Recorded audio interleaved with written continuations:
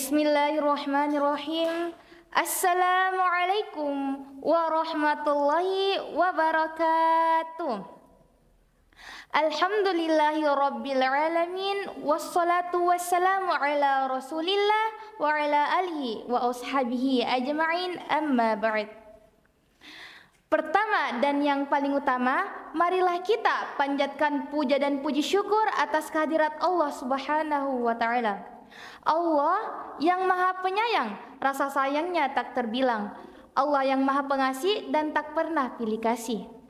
Allah tidak membeda-bedakan antara yang tinggi dengan yang pendek, yang besar dengan yang kecil, yang gemuk dengan yang kurus, yang tinggi dengan yang pendek, dan yang mancung dengan yang pesek. Tetapi yang membedakan itu semua hanyalah takwa kita kepada Allah Subhanahu wa ta'ala. Mudah-mudahan kita semua bisa meningkatkan kualitas takwa kita seiring berjalannya waktu. Amin ya rabbal alamin. Yang kedua, tak lupa kita kirimkan SMS, yaitu solawat menyertai salam kepada baginda Nabiullah Nabi Muhammad SAW, putra gurun pasir. Pada subuh Senin ia lahir. Pada saat itu patung-patung pada tersingkir dan lahirlah Nabi terakhir yang mendorong orang-orang kafir dari tanah Mesir sampai ketar-ketir. Hadirin wal hadirat rahimani rahimakumullah. Bumi yang kita tempati adalah planet yang selalu berputar. Ada siang, ada malam. Roda kehidupan juga tidak pernah berhenti.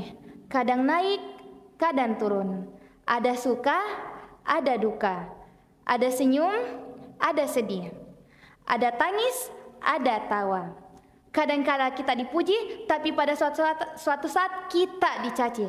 Oleh karena itu, jangan harapkan ada keabadian di dalam hidup. Oleh karena itu, agar tidak terombang-ambing dalam menghadapi segala ujian, kita harus memiliki istri sebagai pegangan. Jadi, judul ceramah saya pada kesempatan kali ini adalah Istri Sang Penyelamat. Istri di sini adalah bahasa Inggris yang artinya 3 is yang akan menjadikan keselamatan, yaitu yang pertama, Islam. Islam adalah agama yang diturunkan oleh Allah Subhanahu wa taala kepada Nabi Muhammad SAW untuk mengatur hubungan antara Allah dan dengan manusia. Hablum minallah wa hablum minan nas. Perbaikilah hubunganmu dengan Allah dan dengan manusia. Hubungan antara Allah dan dengan manusia adalah seperti sholat, puasa, zakat, zikir, dan ibadah-ibadah lainnya. Sedangkan hubungan antar manusia dengan sesamanya adalah hubungan antar satu pergaulan dengan yang lainnya. Contohnya seperti hubungan antar tetangga dengan tetangga, orang tua dengan anak, terlebih khusus lagi antara pemuda dan pemudi. Semua itu tidak terlepas dari pantauan Islam. Jadi Islam mengatur segala aspek kehidupan, mulai dari urusan dunia sampai urusan akhirat, mulai dari bangun tidur sampai tidur kembali. Hadirin wal hadirat rahimani rahimakumullah. Yang kedua yaitu istiqomah, yaitu kokoh dalam akidah dan konsisten dalam beragama. Orang yang istiqomah selalu kokoh dalam akidah. Mau ia dihadapkan pada persoalan hidup, ibadah tidak redup. Kantong kering atau tebal, tetap memperhatikan halal atau haram. Mau ia dicaci, mau ia dipuji, sujud pantang berhenti. Sekali mengatakan Allah sampai mati, tetap la ilaha illallah hingga akhir ayat. Orang-orang seperti ini teman-teman sekalian yang sangat dipuji-puji oleh Allah Subhanahu wa taala.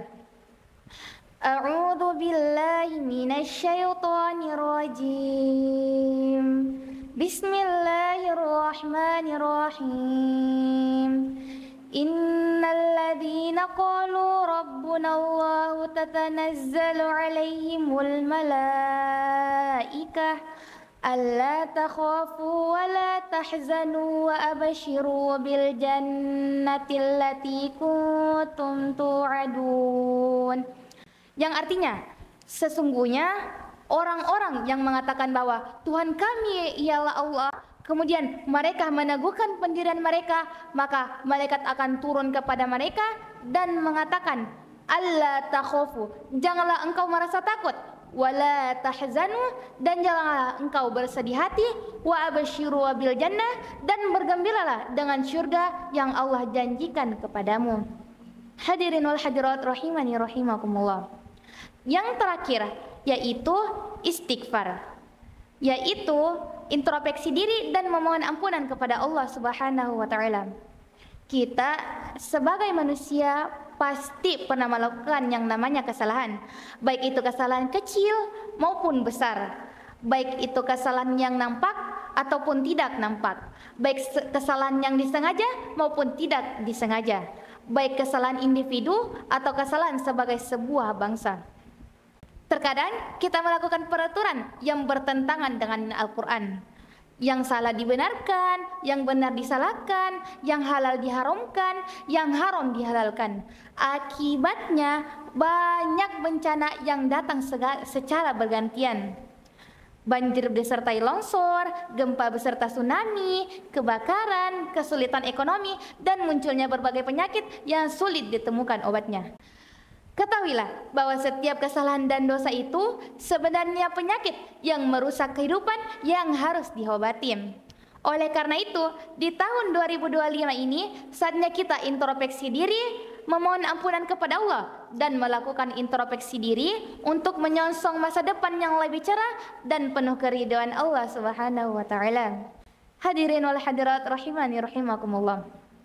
Oleh karena itu, sebagai kesimpulannya, marilah kita menerapkan istri di dalam kehidupan kita, yaitu 3 Islam, istiqomah, dan istighfar, agar kita tetap tegar dan selamat dalam menghadapi segala cobaan dan tantangan hidup. Hadirin wal hadirat rahimani rahimakumullah. Baik, mungkin cukup sekian ceramah yang saya sampaikan.